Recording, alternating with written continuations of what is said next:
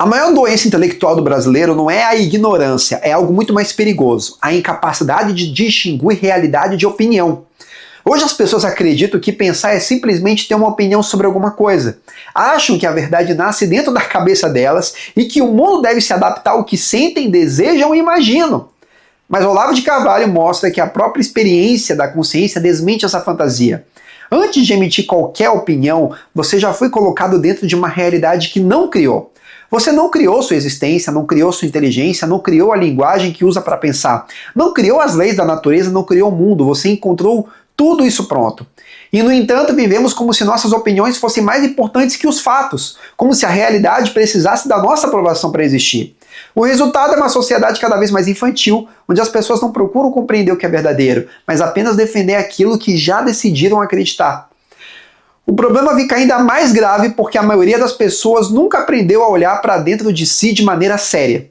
Confundem autoconhecimento com ficar pensando nos próprios sentimentos, nas próprias frustrações e nos próprios desejos.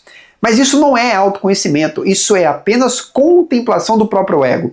O verdadeiro trabalho interior consiste em descobrir a fonte das suas ações, o lugar onde suas decisões nascem, o ponto onde você deixa de ser apenas um conjunto de reações automáticas e passa a agir como se fosse um ser consciente e livre. É justamente aí que a verdade aparece, porque a verdade não é uma opinião, a verdade é o encontro com aquilo que existe independentemente de você. E quando uma pessoa perde a capacidade de fazer esse encontro, ela passa a viver apenas na superfície das coisas. Já não vê a realidade, vê apenas suas interpretações. Já não busca compreender o mundo, busca apenas confirmar seus preconceitos. E talvez seja exatamente por isso que o Brasil se tornou um país onde tanta gente discute tudo, opina sobre tudo e entende tão pouco sobre qualquer coisa.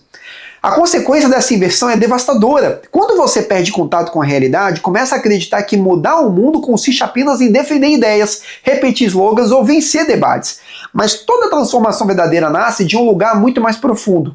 Nasce daquela intimidade da consciência que Olavo descreve como o lugar de todas as origens.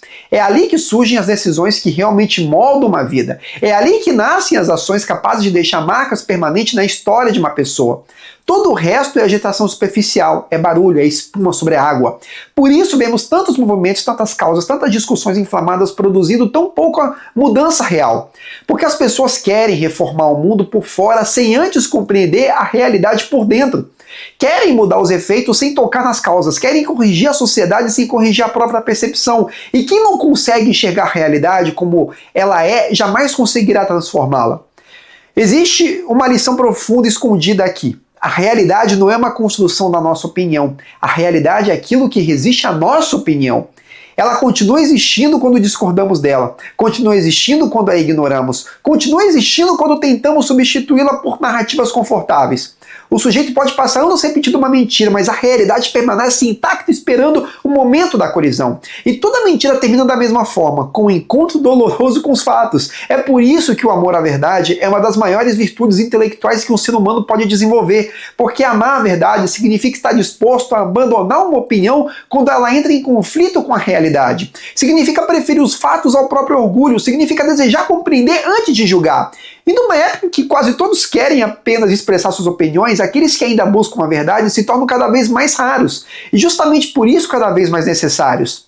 No fundo, a pergunta que Olavo nos obriga a fazer é simples, mas desconfortável.